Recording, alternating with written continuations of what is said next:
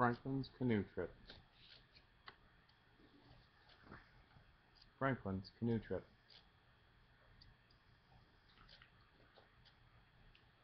Franklin had been on bus trips with his class and biking trips with his friends.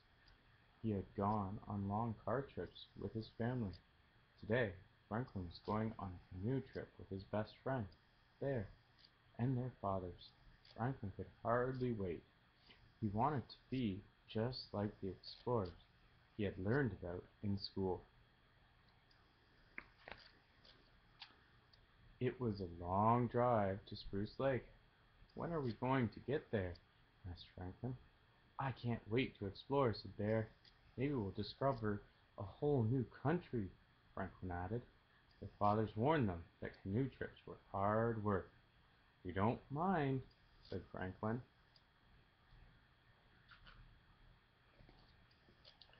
At last they arrived at the lake. Franklin and Bear jumped out of the car and ran to shore. Bear's father pointed to a big motorboat. "That sure is a beautiful boat," he said.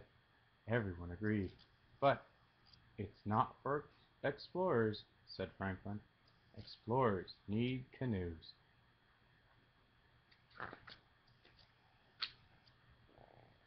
Franklin's father pushed the canoe into the water. Franklin and Bear jumped in. "Wait!" shouted Bear's father. But he was too late.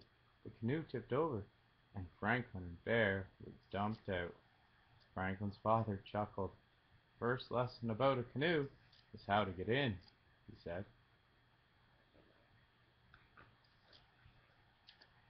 Right side up, Franklin and Bear sat between their fathers, paddles in hand. At first they kept splashing each other, but they soon figured out how the rhythm and were skimming across the water.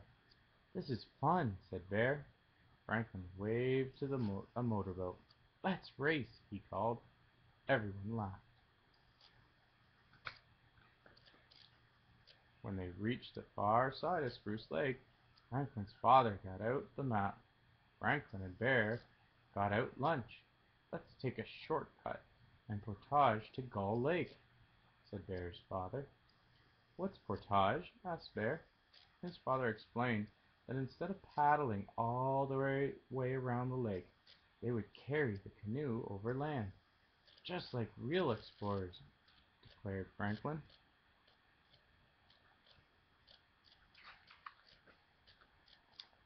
Franklin and Bear led the way. They sang songs and stopped to pick up rocks and pine cones. Then the sun got hotter and hotter, and their backpacks felt heavier and heavier. Before long, Franklin and Bear were trailing behind their fathers. "Would we have to portage if we had a motorboat?" asked Franklin. "No," answered his father. "We could get where we were going in 2 hours in a motorboat. We'd need 2 days to take the long way in a canoe." "I wish we had a motorboat," Franklin grumbled.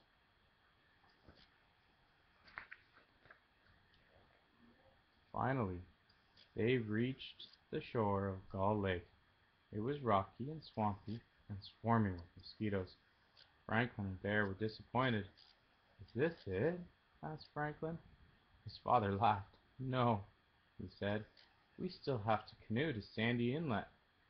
"It's a beautiful, deserted beach," added Bear's father. "You can do lots of exploring there."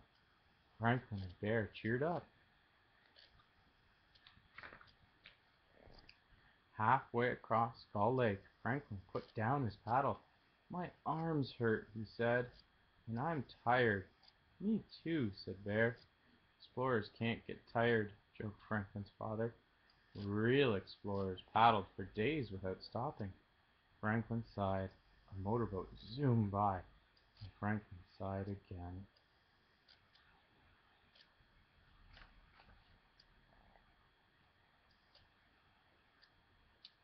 By the time they arrived at Sandy Inlet, Franklin and Bear were slumped in the bottom of the canoe. Several boats were moored in the water, and lots of tents were pitched along the shore. "Oh no!" exclaimed Franklin's father. "It's too crowded to explore," groaned Franklin. "Come on, Franklin," said Bear. "It's up to us explorers to find a campsite." Franklin and Bear walked down the beach. Then they climbed the hill at the far end. And there, in the distance, Franklin saw a tiny, perfect cove with not a boat or tent in sight. Franklin and Bear ran all the way back and told their fathers about their discovery. "That's another half hour of paddling," said Franklin's father. "I thought you two were tired." "Tired!" exclaimed Franklin. "Explorers can't get tired."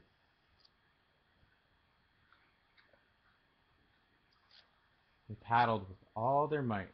Soon the canoe nudged up on the sandbar. Everyone got out to have or heave it across and into the cove. "Now I'm glad we don't have a motorboat," declared Franklin. "Only canoes can get over this sandbar." Franklin and Bear helped set up camp, and then they explored the beach. They drew a map and named everything they found. "Let's call this Bear's Lagoon," said Franklin. "And this is Franklin's Shore," declared Bear. Soon it was dark. The fire was crackling and fish were frying. Everyone went for a moonlight swim, and they all ate supper listening to the loons. "There's just one thing left to explore," said Franklin, and with a big yawn he crawled into his sleeping bag. The end.